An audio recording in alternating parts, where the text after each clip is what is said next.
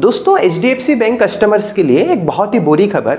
भारत के सबसे बड़े प्राइवेट बैंक HDFC बैंक ने अपने क्रेडिट कार्ड की फीस स्ट्रक्चर में काफ़ी सारे चेंजेस कर दिए हैं जो जनवरी 1, 2023 से लागू होने वाले हैं। अब ये बदलाव क्या है, कौन कौन से ट्रांजैक्शन के ऊपर अब आपको एक्स्ट्रा फ़ी पे करनी पड़ेगी, आज इस वीडियो में मैं आप सभी को इन्हीं सब चीज़ों के बारे में बताने वाला हूं। आई होप आप इस वीडियो को शुरू से लेकर अंत तक ज़रूर देखेंगे। नमस्कार दोस्तों, मैं अभिनव स्वागत करता हूं आप सभी को हमारे चैनल चलो सीखो में। आइए जानते हैं।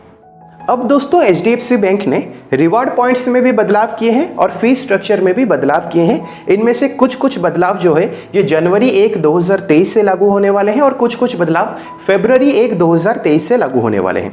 सबसे पहले मैं आप सभी को फीस स्ट्रक्चर में क्या क्या चेंजेस हुए हैं इनके बारे में बता देता हूं। अब अगर आप किसी भी थर्ड पार्टी मर्चेंट से रेंट पेमेंट कर रहे हो तो महीने में पहली बार जब आप पेमेंट करोगे उसमें आपको एक्स्ट्रा फी पे नहीं करनी पड़ेगी, लेकिन जब आप दूसरी बार पेमेंट करोगे उसमें आपको 1% एक्स्ट्रा रेंटल फी पे करनी पड़ेगी। यानी कि फॉर एग्जांपल अगर आप महीने के शुरू में किसी को रेंट पेमेंट कर रहे हो 10,000 रुपए तो उसमें आपको एक्स्ट्रा फी पे नहीं करनी पड़ेगी, लेकिन दूसरी बार अगर आप किसी को रेंट पेमेंट कर रहे हो मान लो 10,000 रुपए तो उसमें आपको एक्स्ट्रा 1% फी पे करनी पड़ेगी जो है 100 रुपए। फी स्ट्रक्चर में दूसरा जो बदलाव है वो क्या है, मान लो अगर आप भारत में बैठे बैठे इंडियन करेंसी में ट्रांजेक्शन कर रहे हो किसी एक ऐसे मर्चेंट से जो भारत के बाहर है, यानी कि आप इंटरनेशनल ट्रांजैक्शन कर रहे हो, या फिर एक ऐसे मर्चेंट से आप ट्रांजैक्शन कर रहे हो जो भारत में है, लोकेटेड है भारत में, लेकिन उसका जो ऑफिस है रजिस्टर्ड ऑफिस वो भारत के बाहर है, तो उसमें आपको एक्स्ट्रा कन्वर्जन मार्कअप फी पे करनी पड़ती है जो है 1%। अब हम बात करते हैं कि रिवार्ड पॉइंट्स में क्या क्या बदलाव हुए हैं।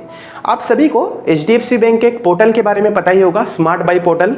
यहाँ पे आप रिवार्ड पॉइंट्स को रिडीम करके अलग अलग प्रोडक्ट्स परचेज कर सकते हो। अब पहले क्या होता था कि अगर आप स्मार्ट बाई पोर्टल के जरिए फ्लाइट बुक करते हो या फिर होटल बुक करते हो तो रिवार्ड पॉइंट्स को रिडीम करने के लिए कोई भी कैपिंग नहीं हुआ करती थी, लेकिन इस समय पर एक मैक्सिमम कैपिंग आ चुकी है।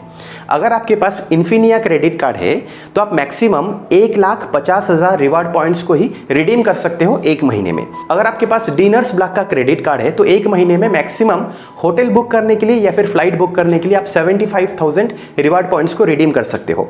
और अगर आपके पास कोई दूसरा क्रेडिट कार्ड है तो मैक्सिमम 50,000 रिवार्ड पॉइंट्स ही आप रिडीम कर सकते हो कोई भी होटल बुक करने के लिए या फिर फ्लाइट बुक करने के लिए। अगर आप रिवार्ड पॉइंट्स को रिडीम कर रहे हो तनिष्क वाउचर्स खरीदने के लिए तो एक महीने में मैक्सिमम आप 50,000 रिवार्ड पॉइंट्स को ही रिडीम कर सकते हो। अगर आप स्टेटमेंट बैलेंस के अगेंस्ट रिवार्ड पॉइंट्स को रिडीम करना चाहते हो, यानी कि अगर आपको कैशबैक रिडम्पशन चाहिए तो इसमें भी अब कैपिंग आ चुकी है। अगर आपके पास Millennia, easy EMI Millennia, Bharat, form easy या फिर पेटीएम कार्ड है तो इसमें जो मैक्सिमम कैपिंग है वो है 3,000 रिवार्ड पॉइंट्स। इनके अलावा अगर आपके पास कोई दूसरा क्रेडिट कार्ड है तो इसमें जो मैक्सिमम कैपिंग है वो 50,000 रिवार्ड पॉइंट्स है और ये लागू होगा फरवरी 1, 2023 से। अब आपको रेंट पेमेंट के ऊपर रिवार्ड पॉइंट्स नहीं मिलेंगे। अगर आप गवर्नमेंट रिलेटेड ट्रांजैक्शंस करोगे तो कुछ क्रेडिट कार्ड्स के अलावा बाकी किसी भी क्रेडिट कार्ड में आपको रिवार्ड पॉइंट्स नहीं मिलेंगे।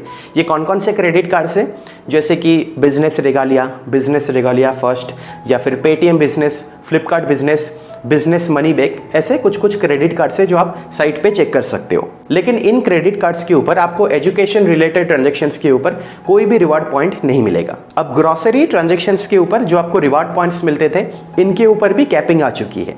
अगर आपके पास Infinia, Diners block, Regalia first, business Regalia या बिजनेस रेगालिया फर्स्ट ऐसे क्रेडिट कार्ड्स हैं तो आपको महीने में मैक्सिमम 2,000 रिवार्ड पॉइंट्स मिलेंगे। बाकी अगर कोई दूसरा क्रेडिट कार्ड आपके पास है देन महीने में मैक्सिमम आपको 1,000 रिवार्ड पॉइंट्स ही मिलेंगे।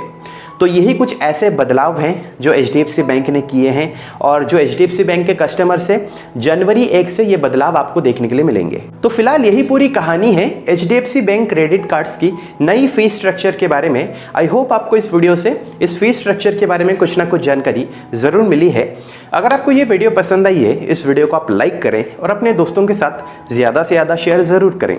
अगर आपको फाइनेंस से रिलेटेड, अर्निंग से रिलेटेड वीडियोस देखना पसंद है तो आप हमारे चैनल को ज़रूर सब्सक्राइब करें, क्योंकि मैं ऐसे इंटरेस्टिंग वीडियोस आप सभी के सामने लाता रहता हूँ।